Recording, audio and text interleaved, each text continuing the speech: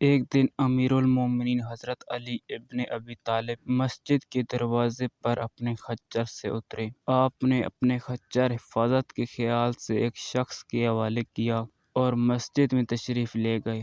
آپ کے جانے کے بعد اس شخص کے دل میں خیانت آ گئی اور اس نے آپ کے خچر کی لگام نکالی اور فرار ہو گیا۔ حضرت علی نماز سے فارغ ہو کر جب مسجد سے باہر تشریف لائے تو آپ کے ہاتھ میں 2 درم تھے۔ یہ 2 درم آپ خچر کی نگہبانی کرنے والے شخص کو بطور معاوضہ دینا چاہتے تھے، لیکن آپ نے دیکھا کہ خچر بغیر لگام کے خالی کھڑا ہے۔